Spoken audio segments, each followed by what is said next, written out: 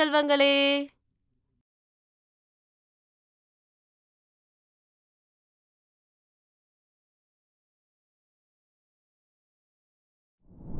இன்று தனிம அட்டவணைகளின் காலமுறை பண்புகள் மற்றும் அவை எவ்வாறு செயல்படுகின்றன என்பதை பற்றி அறிந்து கொள்வோம்.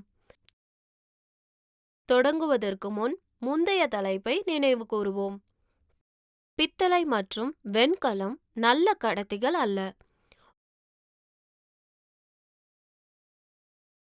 உலோகங்கள் துருப்பிடிக்காத அல்லது மிக குறைந்த அளவிற்கு அரிப்பு ஏற்படாது. பெரும்பாலான உலோகங்கள் அறை வெப்பநிலையில் திடப்பொருளாகும். உலோகங்கள் மற்றும் உலோகங்கள் அல்லாத இரண்டின் பண்புகளை கொண்ட தனிமங்கள் மெட்டலாய்டுகள் எனப்படும்.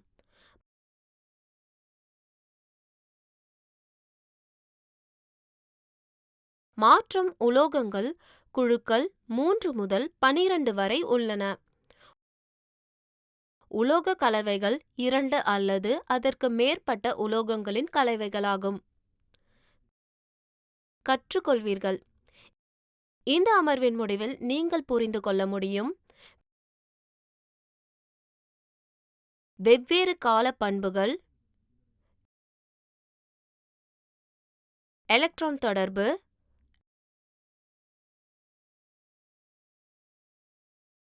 எலக்ட்ரோநெகட்டிவிட்டி,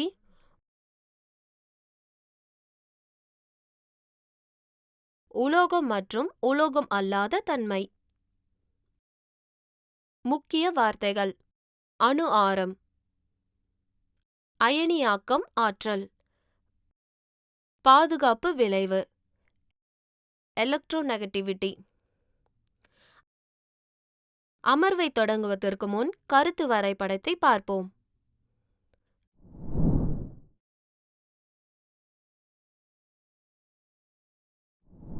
வேலன்ஸ் நைட்ரஜன், ஆக்சிஜன் அல்லது மறைமுகமாக ஹைட்ரஜன் மற்றும் ஆக்சிஜன் மூலம் வெவ்வேறு எந்த தனிமமும் சம்பந்தப்பட்ட ஒரு தனிமத்தின் ஒருங்கிணைக்கும் சக்தியாக ஒரு தனிமத்தின் வேலன்ஸ் அல்லது வேலன்சி வரையறுக்கப்படுகிறது.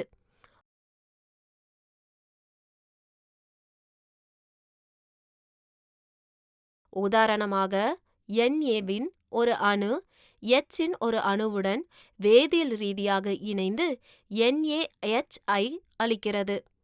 எனவே Na-இன் வேலன்ஸ் 1 ஆகும்.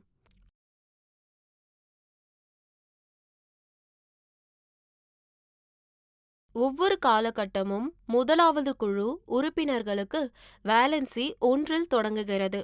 குழு எண்ணை பொறுத்தவரை 4 வரை அதிகரித்து பின்னர் 4, 3, 2, 1 பிறகு 0 குறைக்கிறது. ஒரு தனிமத்தின் அணு ஆரம் அணுவின் கருவின் மையத்திலிருந்து அதன் வெளிப்புற ஷெல் வரை உள்ள தூரம் என வரையறுக்கலாம்.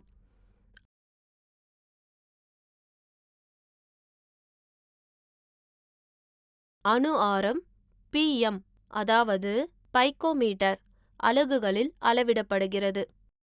தனிம அட்டவணையின் ஒரு குழுவில், அதாவது நெடுவரிசையில், அணு ஆரங்கள் மேலிருந்து கீழாக அதிகரிக்கும்.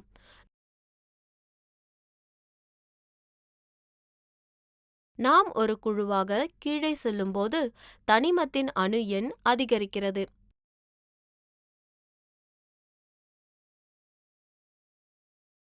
எனவே அதிக எண்ணிக்கையிலான எலக்ட்ரான்களுக்கு இடமளிக்க அதிக குண்டுகள் தேவைப்படுகின்றன.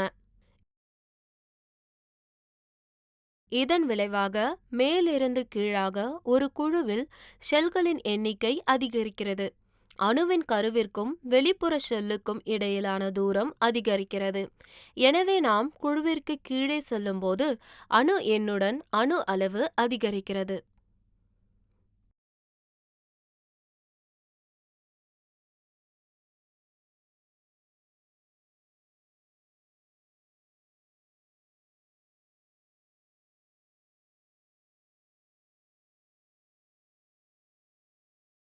தனிமங்களின் அணு ஆரங்கள் இடமிருந்து வலமாக ஒரு காலத்தில் குறையும்.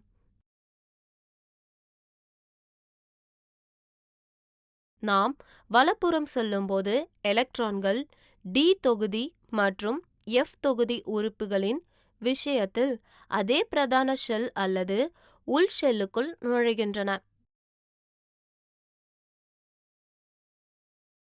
எனவே அணுக்கருவிற்கும் வெளிப்புற ஷெல்லுக்கும் இடையிலான தூரத்தில் எந்த மாற்றமும் இருக்கக்கூடாது. ஆனால் அந்த காலகட்டத்தில் தனிமங்களின் அணு எண்ணின் அதிகரிப்பு காரணமாக அணுக்கரு மின்னூட்டம் அதிகரிக்கிறது.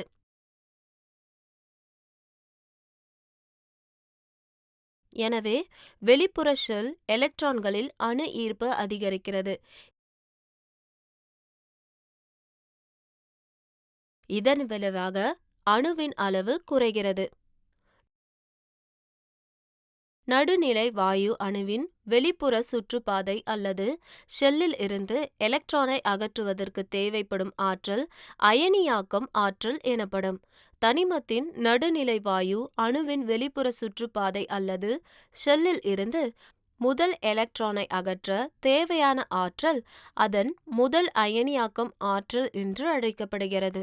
தனிமத்தின் ஒரு நேர்மறை அயனியிலிருந்து எலக்ட்ரானை அகற்றுவதற்கு தேவையான ஆற்றல் அந்த தனிமத்தின் இரண்டாவது அயனியாக்கம் எனப்படும்.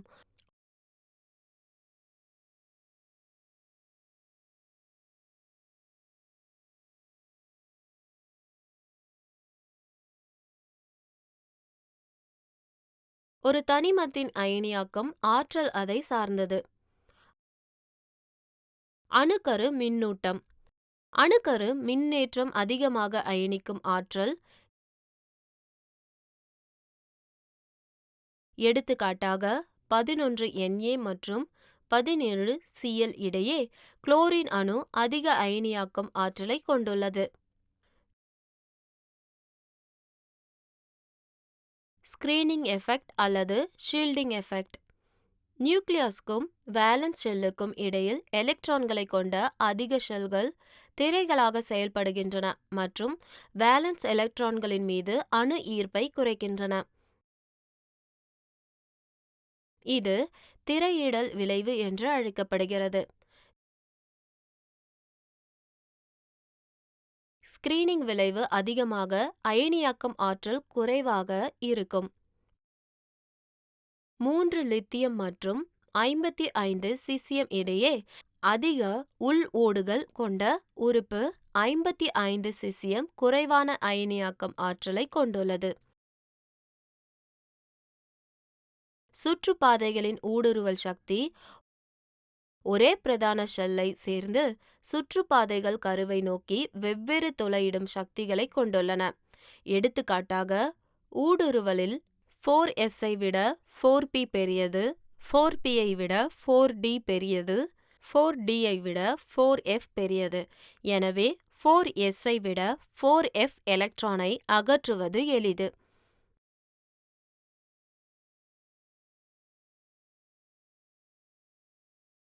பெரிலியம் மற்றும் போரானுக்கு இடையில் 2s உடன் ஒப்பிடும்போது 2p-இன் ஊடுருவல் சக்தி குறைவாக இருப்பதால் உறுப்பு போரான் குறைந்த அயனியாக்கம் ஆற்றலை கொண்டுள்ளது.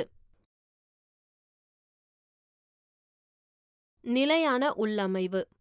7 நைட்ரஜனை விட 8 ஆக்சிஜனிலிருந்து ஒரு எலக்ட்ரானை அகற்றுவது எளிது. 7 நைட்ரஜன் ஆனது நிலையான அரை நிறைப்பட்ட உள்ளமைவை கொண்டிருப்பதே இதற்கு காரணம். அணு ஆரம்.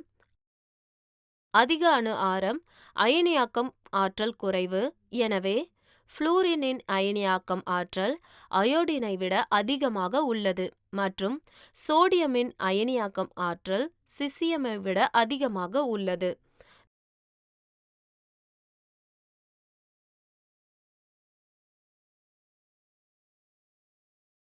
நாம் ஒரு குழுவில் இருக்கும்போது அயனியாக்கம் ஆற்றல் குறைகிறது மற்றும் பொதுவாக ஒரு காலகட்டத்தில் இடமிருந்து வலமாக அதிகரிக்கிறது. அயனியாக்கம் ஆற்றல் kJ மோல் 1-இல் வெளிப்படுத்தப்படுகிறது. அயனியாக்கம் ஆற்றல் அயனியாக்கம் திறன் என்றும் அழைக்கப்படுகிறது.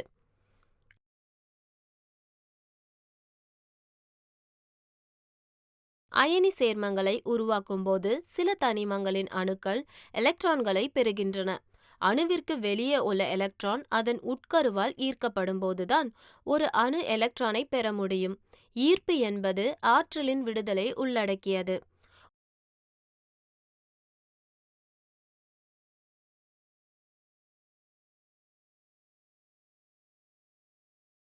ஒரு தனிமத்தின் எலக்ட்ரான் தொடர்பு அதன் நடுநிலை வாயு அணுவுடன் எலக்ட்ரான் சேர்க்கப்படும் போது விடுவிக்கப்படும் ஆற்றல் என வரையறுக்கப்படுகிறது.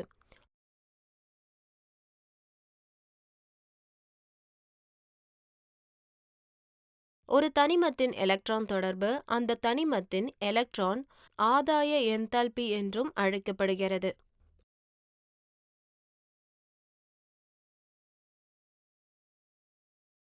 ஒரு குழுவில் நாம் கீழே செல்லும்போது எலக்ட்ரான் ஆதாய என்தால்பி மதிப்புகள் குறையும், ஆனால் ஒரு காலத்தில் இடமிருந்து வலமாக அதிகரிக்கும். உலோகங்கள் மிக குறைந்த எலக்ட்ரான் ஆதாய என்தால்பி மதிப்புகளை கொண்டுள்ளன மற்றும் கார பூமி உலோகங்கள் நேர்மறை மதிப்புகளை கொண்டுள்ளன. அட்டவணையில் உள்ள ஆற்றல் மதிப்புக்கான எதிர்மறை அடையாளம் ஆற்றல் விடுவிக்கப்பட்டது அல்லது இழக்கப்பட்டது என்பதை குறிக்கிறது. மேலும் நேர்மறை அடையாளம் ஆற்றல் பெறப்பட்டது அல்லது உறிஞ்சப்படுகிறது என்பதை குறிக்கிறது. அயனியாக்கம் ஆற்றலை பாதிக்கும் அனைத்து காரணிகளும் எலக்ட்ரான் ஆதாய என்தால்பியையும் பாதிக்கும்.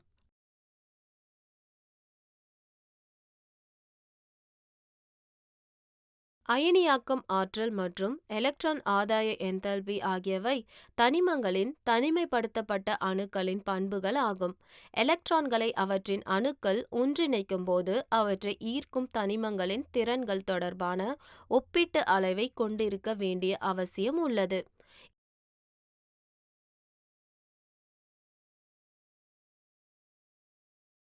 இந்த நோக்கத்திற்காக எலக்ட்ரோநெகட்டிவிட்டி என்ற கருத்து அறிமுகப்படுத்தப்பட்டது.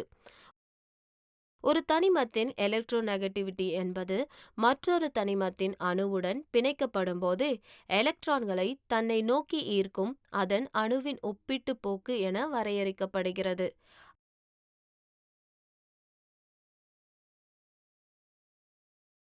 அயனியாக்கம் ஆற்றல் மற்றும் தனிமங்களின் எலக்ட்ரான் தொடர்பு ஆகியவற்றை பாதிக்கும் அனைத்து காரணிகளும் அந்த தனிமங்களின் எலக்ட்ரோநெகட்டிவிட்டி மதிப்புகளை பாதிக்கின்றன.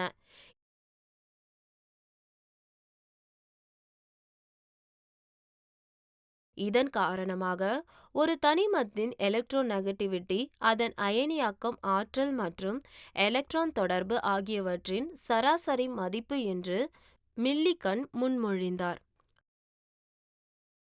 நாம் ஒரு குழுவில் கீழே சென்று இடமிருந்து வலமாக ஒரு காலத்தில் அதிகரிக்கும் போது தனிமங்களின் எலக்ட்ரோநெகட்டிவிட்டி மதிப்புகள் குறையும்.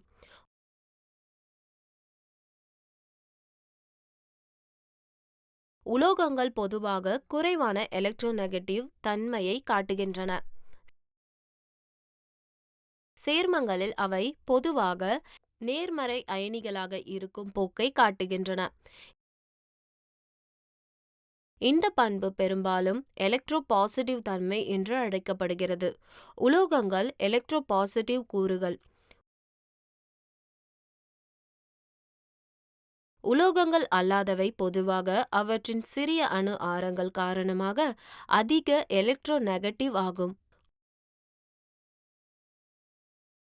உலோகங்கள் அல்லாதவை குறிப்பாக வலதுபுறம் மேல் மற்றும் உலோகங்கள் தனிம அட்டவணையின் இடது மற்றும் வலது பக்க கீழே உள்ளன.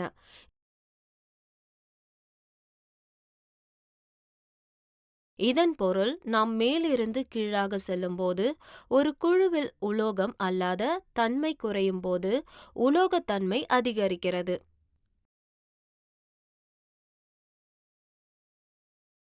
நாம் கற்றுக்கொண்டவை: ஒரு தனிமத்தின் எலக்ட்ரான் தொடர்பு அந்த தனிமத்தின் எலக்ட்ரான் ஆதாய என்தால்பி என்றும் அழைக்கப்படுகிறது.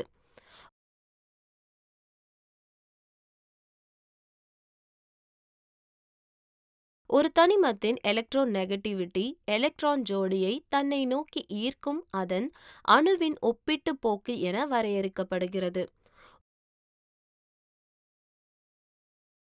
உலோகங்கள் பொதுவாக குறைவான எலக்ட்ரோநெகட்டிவ் தன்மையை காட்டுகின்றன. உலோகங்கள் அல்லாதவை பொதுவாக அவற்றின் சிறிய அணு ஆரங்கள் காரணமாக அதிக எலக்ட்ரோநெகட்டிவ் ஆகும்.